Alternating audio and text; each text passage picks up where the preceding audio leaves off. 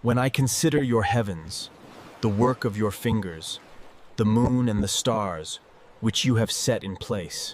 Pagkat binubulay ko ang iyong mga langit, ang gawa ng iyong mga daliri, ang buwan at ang mga bituin na iyong inaayos.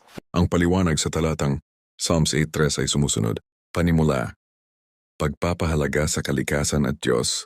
Ang talata ay nagsisimula sa salitang when I consider, o kapag inaalala ko, ito makikita natin na ang author si David ay humihinto muna upang magnilay. Hindi ito basta-basta pagtingin sa kalangitan. Ito ay may malalim na pagninilay sa kung paano nilikha ng Diyos ang lahat. Ang kalangitan, buwan, at mga bituin ay simbolo ng dakilang likha ng Diyos.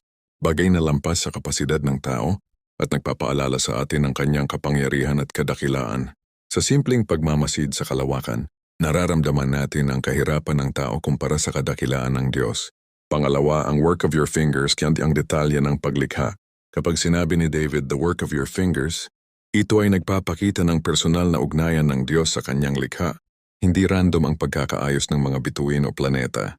May planong, kaayusan at kabighani ang bawat detalye.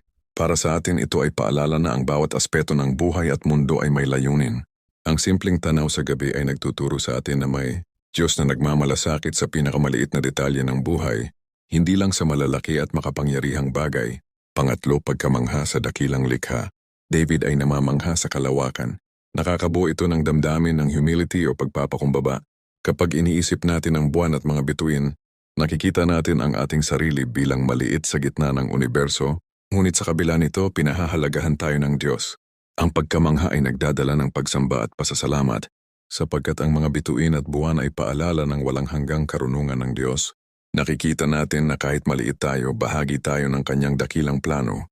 Pang-apat, pagtuturo para sa buhay ng tao. Ang Psalm 8 ay patuloy na naglalarawan na kahit maliit at tila walang halaga ang tao sa universo, binigyan tayo ng Diyos ng kahalagahan. Sa talatang ito, ipinapakita ng kalangitan kung gaano kadakila ang Diyos, at sa sumunod na mga talata, Psalm 8, 4-6, sinasabi ni David na tayo'y binigyan ng Diyos ng karangalan at pamamahala sa kanyang nilikha. Sa personal na buhay, ang pagmumuni-muni sa kalikasan ay nagtuturo ng pagpapakumbaba at pananampalataya. Nakikita natin na ang Diyos ay malaki at makapangyarihan, ngunit tayo'y kanyang pinapahalagahan at may tungkulin sa mundong kanyang nilikha. Panglima, aplikasyon sa araw-araw. Pagninilay sa likha. Kapag nakita natin ang kalangitan o bituin, isipin natin ang kabighanian at kaayusan ng Diyos sa ating buhay.